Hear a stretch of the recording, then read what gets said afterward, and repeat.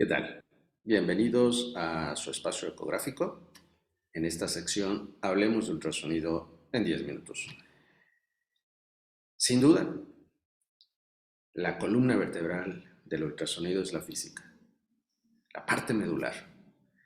Ya en este recorrido he ido compartiendo con todos ustedes cómo se comporta la física del ultrasonido y hoy en particular hablaremos de la resolución. Sí, quizá algo de lo que más interesa a todos, sin duda alguna, es la resolución. Y si lo leo al pie de la letra, como dice aquí, capacidad de poder diferenciar dos puntos como separados por una distancia mínima en forma aislada, cuando la imagen que se forma no tiene la nitidez adecuada, se dice que le falta resolución y que encontramos tres tipos de resolución: la espacial o por detalle, temporal y resolución por contraste. Pareciera ser una receta de cocina, pero en realidad la resolución no es así. Trataremos entonces en estos 10 minutos de explicar lo más posible de qué se trata la resolución. Vean, espacio, resolución espacial o por detalle. ¿Qué quiere decir espacio? Espacio es la zona que estamos trabajando, ya sea el hígado, el riñón, el páncreas, el estómago, los riñones, eh, un embarazo, útero o lo que sea. Ese es el espacio que yo estoy trabajando. Y lo que quiero lograr es el mayor detalle posible. Y esto lo puedo hacer o lo puedo obtener en sentido axial o en sentido lateral. ¿Qué quiere decir axial? De mí hacia adelante. Lateral, de mí hacia los lados. Entonces yo puedo definir, yo puedo encontrar esa diferencia entre dos puntos como separados si mi resolución axial es buena. Es decir, la energía viaja en este sentido, en el sentido axial, de la superficie a la profundidad de frente. Y para que yo pueda tener una buena resolución axial, debo tener una longitud de onda lo más corta posible, pero lo más corta posible de acuerdo a la zona que quiero trabajar. Es decir, no voy a meter una sonda que tenga unos megahertz de longitud de onda de 18 cuando lo que quiero estudiar está a 8 centímetros. Imposible verlo. Esa es la aplicación de la física en el ultrasonido. Pensemos de esa manera. Utiliza la longitud de onda corta, la longitud de onda más corta posible, pero según la profundidad en donde estés. Por otro lado, consigue sondas, como dije en la charla anterior, consigue sondas que tengan el mayor número de cristales, porque de esa forma va a haber cristales más angostos. Y al haber cristales más angostos, dejé este espacio en grises para que se note, al tener cristales más angostos, lo que está a los lados se va a diferenciar mejor. Es decir, entre este cuadro gris o entre este rectángulo y el siguiente hay un espacio dependiendo del espesor o del grosor del cristal. Entre más delgado sea el cristal, yo voy a poder meter mayor número de líneas en la resolución. Así que la resolución axial y la resolución lateral dependen directamente del cristal y de la máquina de ultrasonido.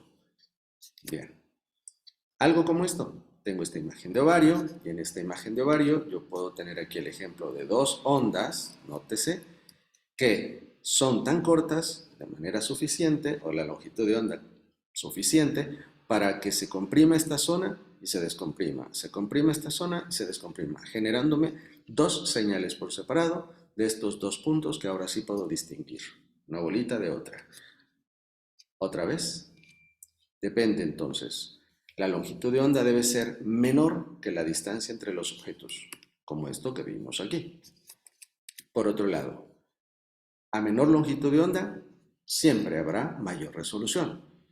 Pero, ojo, menor longitud de onda. Pero mi insistencia es menor longitud de onda dependiendo de la distancia, dependiendo de la profundidad a la que estés trabajando. Sí, cuando pongas una sonda donde dice el botón de frecuencia, muévelo. Y te darás cuenta que, aunque sea en el abdomen o sea en el músculo esquelético, tienes un ancho de banda que te permite con ese botoncito ir mejorando la resolución. Que no se quede quieto todo el tiempo, manipula ese botoncito de la longitud de onda. Te pongo dos ejemplos. Uno en la parte superior, donde estoy manejando longitudes de onda larga, y en la parte inferior, longitudes de onda muy corta. ¿Qué pasa? Tengo dos puntos aquí que están separados. Sí, pero en el ejemplo de arriba, donde tengo mayor longitud de onda, como producto final tengo una sola imagen. Eso es falso, pero eso te da una resolución que estás manejando con longitud de onda larga. Si yo modifico mi longitud de onda y la hago más corta, vean, esos dos puntos en realidad no fueron un quiste de ovario probablemente.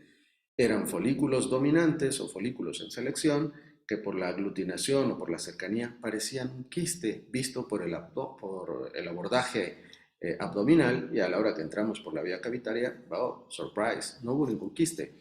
Solo era una resolución no adecuada o una longitud de onda no adecuada la que estábamos utilizando en ese momento. Dije que la resolución lateral depende del espesor o del ancho de los cristales. Entre más delgaditos sean los cristales, más líneas vas a tener aquí. Por lo tanto, esta interfaz que hay entre hígado y riñón es posible gracias a un espesor de cristal delgado. Entonces, resumiendo, de la resolución axial y lateral, la resolución axial es la que viaja todo el tiempo hacia adelante. Y entre corte, ahora adelante será aquí superficie y acá profundidad, entre corte y corte, entre más delgada, entre más corta sea la longitud de la onda, vas a poder ver dos puntos como separados. Tu resolución axial será mejor. Así que mueve la resolución axial moviendo el botoncito que dice ahí frecuencia en tu máquina. Por otro lado, si quieres una magnífica, una muy buena resolución lateral, si te preocupa la resolución espacial en general, el espacio de trabajo, cómprate una sonda que tenga el mayor número de cristales, como dije ya en la charla anterior. Entonces, a mayor longitud de onda, cierto, esa me sirve para llegar a gran profundidad. Una longitud de onda larga como la de las sondas convexas.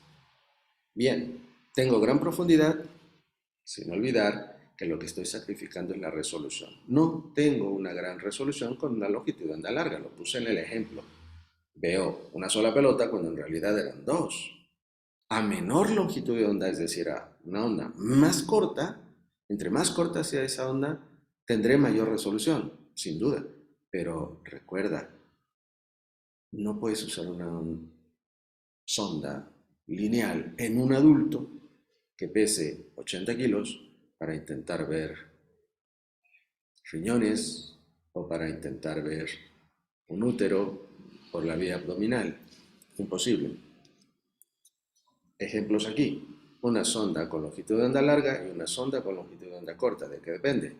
Depende de que en la matrícula de la máquina dice 3.0 MHz, solo falta que diga de longitud de onda, o 5 MHz de longitud de onda. Entre mayor sea esta matrícula, de 3 a 5, la longitud de onda será larga, es decir, es inverso, larga y corta. Mayor es la frecuencia que aparece aquí o en la matrícula, menor es la longitud de onda. Por eso yo, para evitar las confusiones, me manejo más como longitud de onda. A ver, una sonda, por favor, de longitud de onda larga, la convexa. Una sonda de longitud de onda corta, la lineal o la cavitaria, depende de lo que yo vaya a hacer. ¿Qué es lo que quiero entender aquí? Que o quiero profundidad, trabajar a gran profundidad, o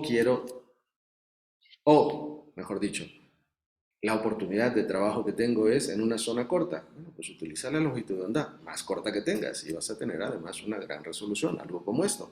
Nótese, aquí tengo una imagen falsa otra vez, imagen falsa, y solo hasta que los objetos están muy separados puedo ver más o menos que sí, efectivamente son dos imágenes separadas. Pero si tú usas una longitud de onda más corta, como en este caso, puedo ver todos los puntos diferenciados. Por otro lado, eso fue la resolución espacial. La temporal. ¿Qué tan animada se puede ver una pantalla? ¿De qué depende?